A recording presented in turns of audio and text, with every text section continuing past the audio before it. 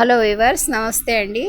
BB Asia multiplus long and shorts ఛానల్కి స్వాగతం అండి. టమాటా రండి, కందిపప్పు ఒక గంట ముందుగా ఒక కప్పు నానబెట్టేసానండి.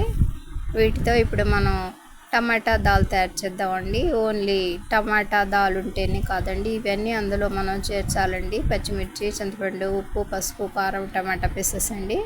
చూస్తున్నారు కదా. ఇక మన కందిపప్పు ఈ విధంగా చక్కగా నానిపోయిందండి. ఇప్పుడు ఇందులో మనం 1 by 1గా ఈ కుక్కర్లో యాడ్ చేసుకుందామండి. దానిలో బాగా నానిన కందిపప్పులో పసుపు అండి,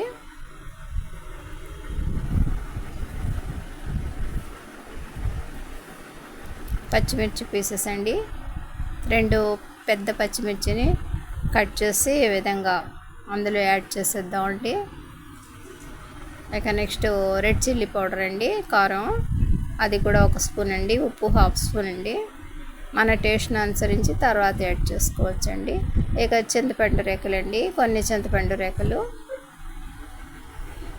చూస్తున్నారు కదా. ఇక టమాటా పీసెస్ అండి, మీడియం సైజు 2 పెద్ద టమాటాలని కట్ చేసి, మీడియం సైజులో 2 టమాటాలని కట్ చేసి ఆ పీసెస్ని యాడ్ చేసామండి. కుక్కర్ని లాక్ చేసామండి.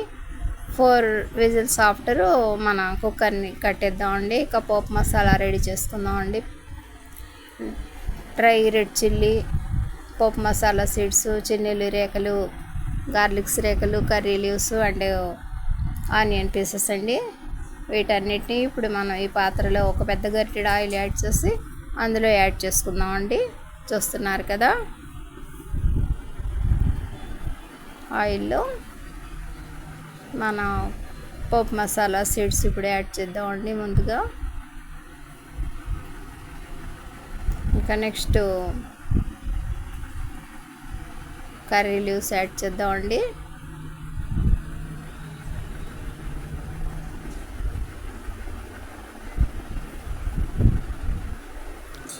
చిన్నెల్లు రేఖలండి, గార్లిక్స్, డ్రై రెడ్ చిల్లీ అండి, ఎండు పచ్చిమిర్చి, ఆనియన్ పీసెస్ అండి. అన్నీ ఈ విధంగా హై ఫ్లేమ్ మీద ఫ్రై చేసుకుందామండి ఆయిల్తో. ఈ విధంగా తయారైందండి మన పోపు మసాలా.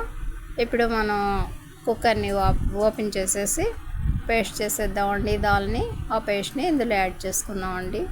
చూస్తున్నారు కదా, వెరీ సింపుల్ ప్రాసెస్తో మనం ఇప్పుడు ఈ టమాటా దాల్ టమాటా పప్పుని తయారు చేసుకున్నామండి. మా వీడియో నచ్చితే లైక్ చేయండి, షేర్ చేయండి ప్లీజ్. బై అండి.